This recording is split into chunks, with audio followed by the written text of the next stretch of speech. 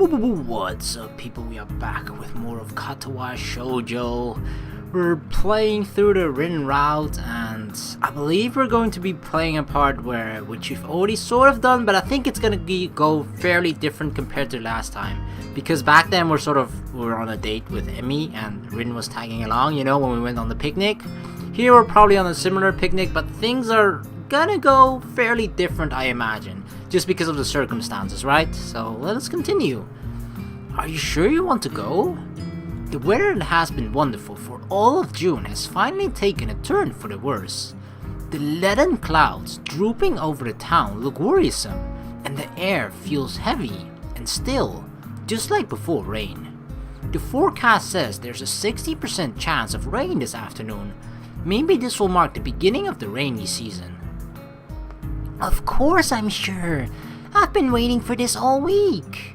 Emmy had planned a picnic at some nearby park, with snacks aplenty bought from a convenience store, but with the weather this gloomy, it seems risky. I asked some of the other people to come too, but they didn't want to go because of the weather. We have to prove them wrong. Wrong? How? You know, like how it always rains when you think it won't, and when you think it will, it doesn't. We'll go no matter what, so it's a win-win situation. I don't think that's how it works, Emmy.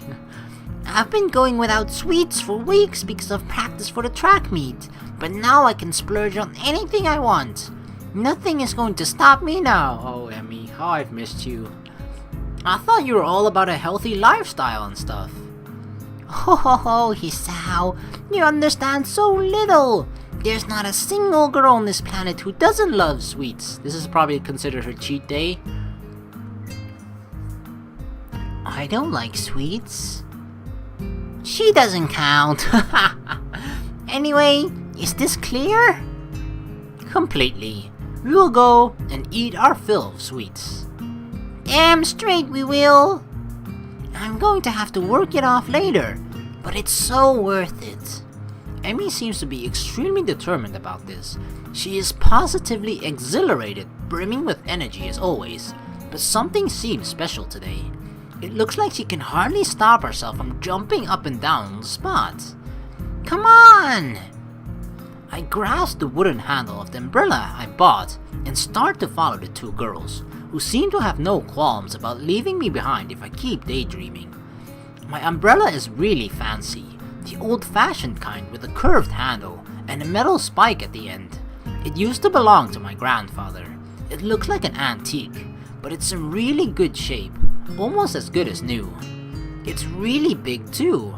I remember how my grandfather, my grandmother, and I all fit neatly under it when a rainstorm caught us on an afternoon walk years ago, when I was around 9 or 10. My grandparents are both gone now, but I still have the umbrella to keep me dry when it rains. Oh, that was so sad. We'll always think of you, Grandpa, whenever it rains. We walk along the road leading down from the school towards the convenience store, the clouds casting their dark shadows down on us. The weather seems to be taking a turn for the worse, and I am pretty sure I just felt a raindrop on my head. Didn't you guys think of taking umbrellas? It looks like it'll rain. Rin looks at her limply hanging sleeves and shrugs her shoulders. I don't have one. Besides, a little rain won't kill us. She pushes her chest out, looking very confident about that. We aren't made of sugar. I thought that's exactly what girls were made of, especially considering what you're planning to gorge yourself on today. She just sticks out her tongue in reply. It's kind of funny and a little bit weird too to see this different, relationship between Emmy and Hisao, where they're just sort of friends, or not they're, I don't know if you could call them friends, but definitely just, good acquaintances, or at least, they just hang out, but it's just weird seeing it very different, considering knowing how knowing how it can go, right?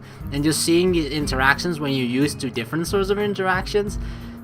And it's mainly because of Hisao just being a very, very different person than he is right now than he was during the Emmy route, of course.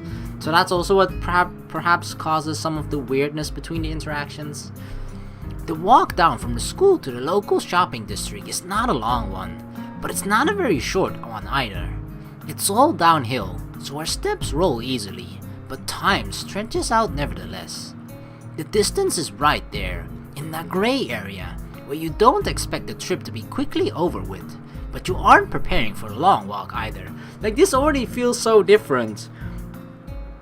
When we went on the trip with and this is largely due to how different Hisao is as well, right? It's different because of the focus that is being put on certain things in the difference in the routes. Like, for example, in this route, a lot of things are being explained very in-depthly about like the surroundings or what Hisao was thinking right now.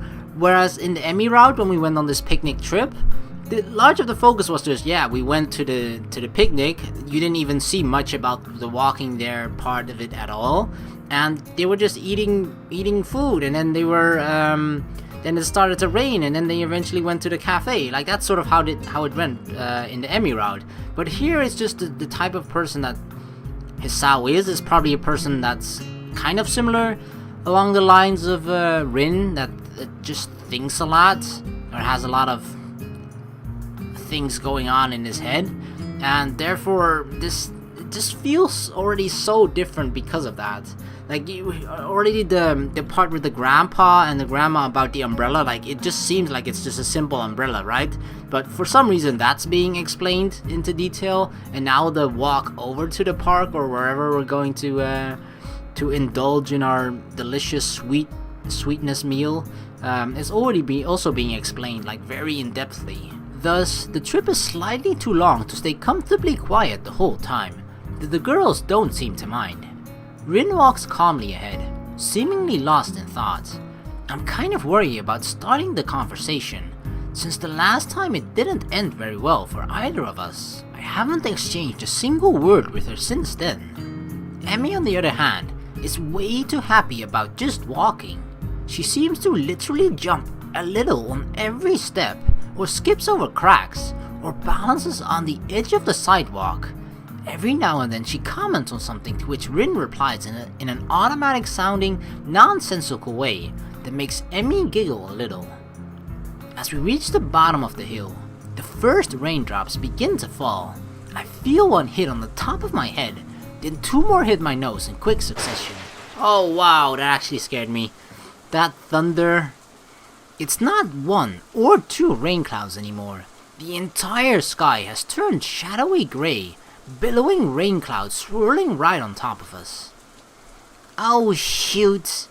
I guess we aren't going to have a picnic then. What now? Maybe we could have a rain picnic. A picnic in the rain.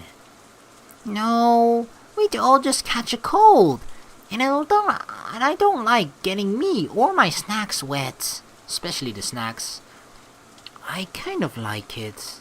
Not the snacks part though. Emi considers our problematic situation for a moment, while I open my umbrella and lift it up, trying to hold it so that all three of us get covered. Hey Hisao! Have you been to Shanghai yet? It's a cafe somewhere around here, right? I've heard of it. It's a nice place. Let's go there and wait out the rain. If it's just a really quick shower, we can still go for the picnic. And if it gets worse, we'll just order cake there instead. Neither Rin nor I have better ideas, so with Emi taking the lead, we start walking briskly along the side streets. The cafe is only a few blocks away, but even with the umbrella, we can't avoid getting slightly damp. Holy crap, the rain is like really pouring. The rain keeps coming down harder and harder. Raindrops leave tiny dots on the black asphalt road, which then combine into bigger patches, like pointillist artwork, being made in front of our eyes in mere seconds. It's pouring heavily, drumming on the hoods of the cars parked on the sides of the street, and already flowing in little creeks along the sidewalk. The yellow light shining through the rainwater, streaming down the windows, looks very warm and inviting. I shake the excess water off the umbrella and head inside with them, following Emmy to a vacant table in the furthest corner of the small cafe. We're gonna see Yuko again, and it's gonna be awkward as hell. The place is almost full. Apparently other people had the same idea as Emmy, and now we are all stranded together here in this cozy little place. Varnished wooden pillars and paper screens mixed with Parisian-style tables and chairs in discordant harmony. A contrast of old and new. See, this is what I mean. This is a perfect example of it. Like now the interior of the cafe is being described. Like it's just, you see the clear difference between the sort of the routes and what the focus on each of the routes are as well in comparison with each other. And I actually like it a lot. It's very, very different, because otherwise playing through the same scenario twice and then having the same focus every single time, or just having the scenario be exactly the same in both routes, would be fairly different as well. And that's where the routes are differentiate as well, right? And that's how you see how, I guess, Hisao as a person, when he comes here, how he's kind of like a blank canvas as well. And depending on which route he takes, which person sort of shapes and molds him, the kind of person that he becomes then as well. Light jazz plays quietly in the background, though it's mostly drowned out by the murmur of the customers. There's only one waitress serving the full house, frantically gliding from one table to another and trying to keep up with everything. To my surprise, I think I recognize her. I watch her deliver a tray of teacups and pastries to another table taken by Yamaku students, then take an order from a middle-aged couple sitting across from us before finally turning to serve us. Yuko? Is it me? Did she look like this too? When she had like the two bun thingies on her head? I feel like she looks different. Her outfit is very, very different, right? Compared to last time, in the last route? Or is it just me? Now that she's close and facing me, I see that it is really her, the part-time librarian of Yamaku, in full waitress attire. It's a pretty cute outfit, and she has tied her hair up in buns to match.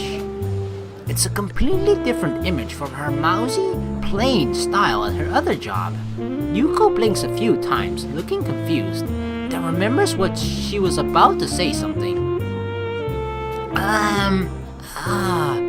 Welcome to the Shanghai. So you work here too? I thought you were a university student or something. Yes, that too. It's a part-time job, as you can see. It's Sunday, so there aren't any lectures. Good thing too, since today has been so busy. I'm wishing for another pair of hands. Anyway, I'm in a bit of a rush, as you can see. What can I get you today? Emmy doesn't hesitate even for a second. Her eyes glitter like those of a kid in a candy store. Tea for everyone! And cake for me. Yuko tries to stay as formal and professional looking as possible, smiling cheerily at my ravenous companion.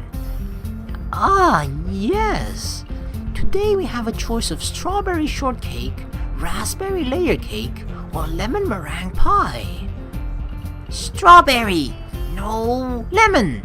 No, actually, I'll take both! She looks at me in challenge.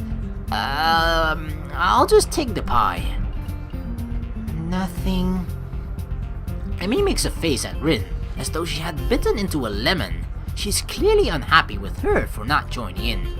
Oh, come on, Rin. That's not polite at all.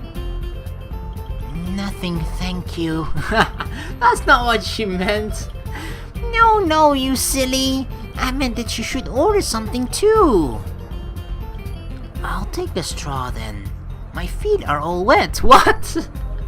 Why does she need a straw then? Sorry?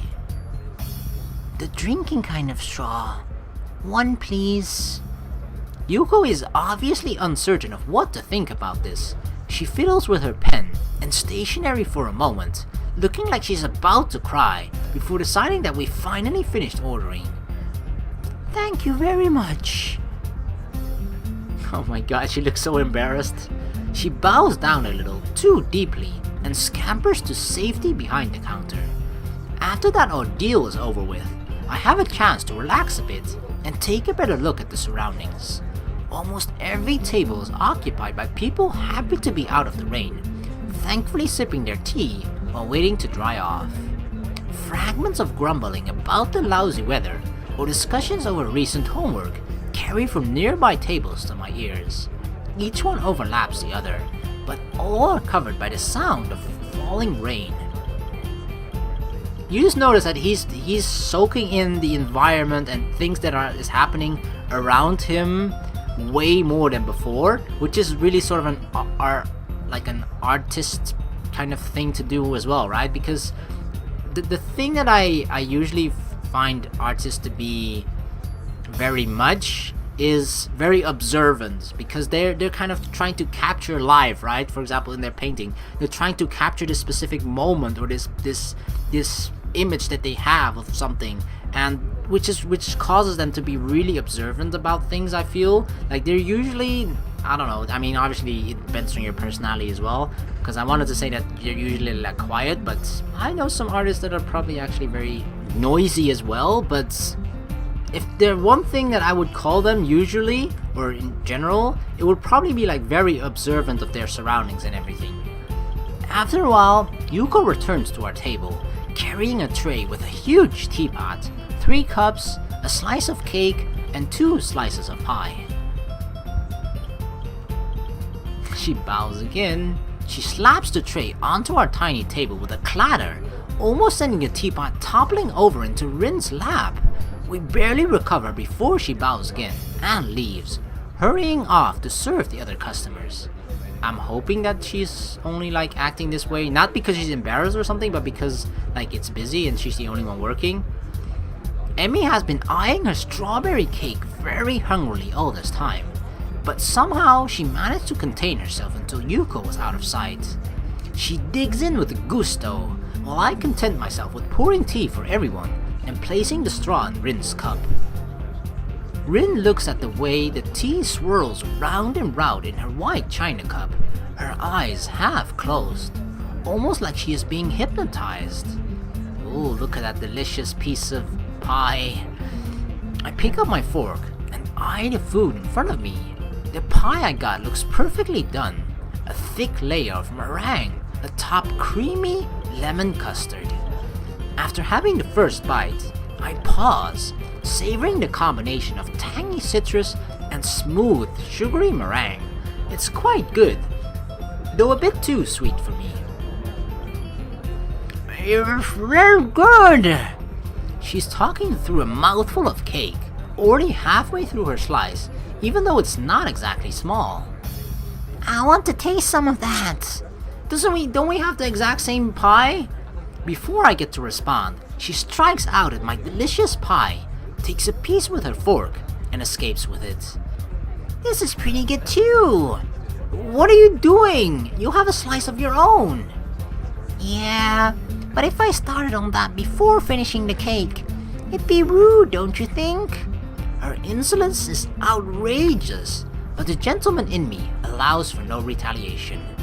I glare angrily at her, and she replies by sticking out her tongue impishly. Emmy is even more hyper than usual today, probably the sugar that we just ate, but I don't mind. It's good for her to let off some steam. I take another sip of the tea in my cup. It's good and hot, even though I don't usually care much for tea, and the atmosphere in the cafe is very relaxing. I don't mind spending the rest of the afternoon here, not even after Emmy orders her second piece of strawberry cake, and Rin spends most of the time staring fixedly at the rain streaming down from the heavens. Even Yuko rolls her eyes at the third piece of cake disappearing into Emmy's bottomless stomach just as quickly as the previous 2. Dang. Still raining? Despite the passing of time, it's still raining outside when we exit the Shanghai, though it seems to be letting up a little. Too bad it had to rain on your parade. Weren't we supposed to have a picnic? Amy doesn't look too distraught over this turn of events. Nah, it's fine. We had a good time, didn't we? I feel really pumped up. It isn't even raining that hard anymore. I kinda want to hike back to school to get rid of this energy and work off some of that cake. She stretches her arms out, arches her back like a cat. After rolling her shoulders around twice, she smiles brightly. Man, I can't really run with these legs though, especially uphill. I wish I'd brought my other ones. This notion sounds odd, spoken so casually, but I guess for Emmy, changing legs is sort of like someone else changing shoes. Maybe if I walk really fast, that'll be like running. I think I'll do that. I won't be able to keep up with that going uphill though. I am in really bad shape. Plus, you'll get wet without an umbrella. It's hardly even a drizzle now. A few drops won't hurt. I think I'm gonna go to the track after I change my legs too. Emmy skips away from the protection of my umbrella and goes on ahead at a brisk pace. Suddenly she seems to remember something as she stops and spins around. See you tomorrow! Come eat lunch with us on the roof. I'll bring enough for 3. Rin and I are left to watch her wave at us and skip off again. Soon she disappears around a street corner. I'll never understand why Emmy is perpetually in such a hurry to go get somewhere. So, would you like me to walk you back to school so that at least one of you won't get wet? If you are happy with it.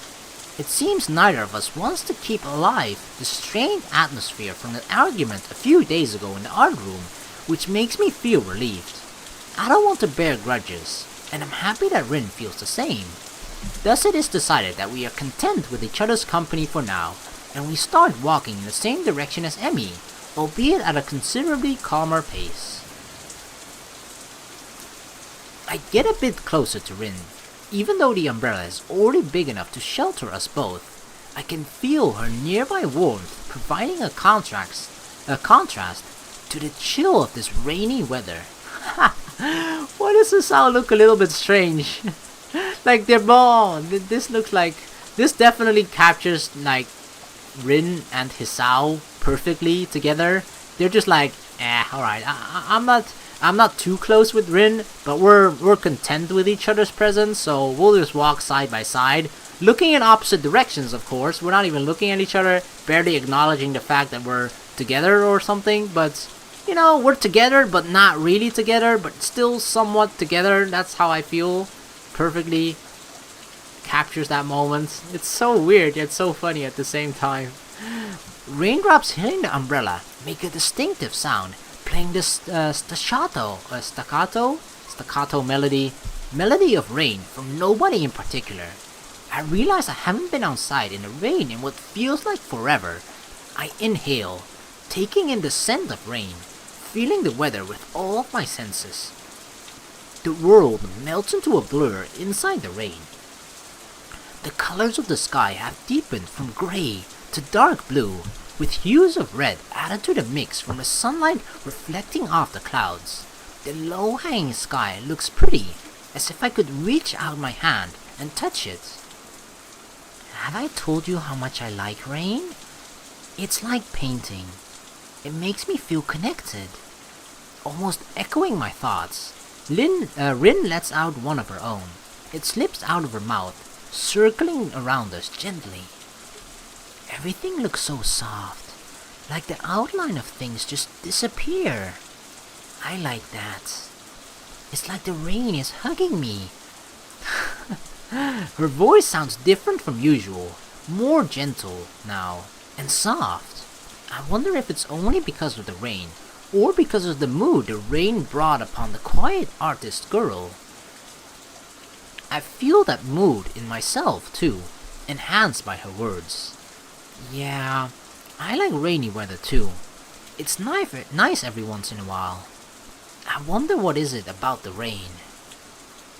Everything. A silence follows the statement, as if to follow for no continuation. I decided to push the direction of the conversation a little. But, you know, if you like the feeling of being connected, what's the problem with showing your paintings to others? Oh, is he gonna do this again? Like, I really just feel like he's pushing this too much. It's just her decision, right? She either decides to do it or not. I don't feel like Hisao is in any position to sort of push her to make a choice or to go for a specific choice, because like I said earlier, like sure, for Rin, this is probably, Hisao is actually probably one of the closest people that she is, you know, close with, besides probably Emmy, but she is a she doesn't get close with people at all, and Hisao is kind of the same as well. So as awkward and as not close as they may seem, for them this is pretty close, right? But they're still not at that point in a normal friendship or relationship where I feel like you can actually like try to have influence on the decisions that that person tries to make. Like, they're not there at all, I feel. But you don't want to be connected to other people? It's not the same thing. You're comparing apples and squids. I brought up the subject Rin wants to avoid, and it shuts her down again. The question stays hanging between us for the rest of the trip back to school, and I can't help wondering what on earth I could have said to truly reach Rin. Does she really feel that she's lacking an identity? She has a strong personality, but if pressed to elaborate, I'm not sure if I could describe it accurately. She feels like a person who is in constant conflict with herself. I never know what to expect when I talk to her. I wonder how she herself experiences that disconnect. If Rin is asking herself every day, who am I? And obsessively paints images to define herself day after day, what does she think of that way of living? The irony is, that's the exact same question I've been asking myself for the past 4 or 5 months. For me, it was miserable. I can only assume that it's the natural state of being for this girl. When we stop in front of the dormitories, Rin turns to face me, as if sensing my thoughts from afar. Her gaze travels emptily past my left shoulder into the shapeless rainfall. Her dark eyes seem to suck the low ambient light into themselves, like a reverse mirror. That empty gaze lets nothing out. If I want to understand what's going on behind those eyes, I have to work it out myself. Rin opens her mouth, then closes it without saying anything. The silence lasts for a few more moments before she takes a step towards the dorm building room. The building door, blah blah. See you tomorrow. Man.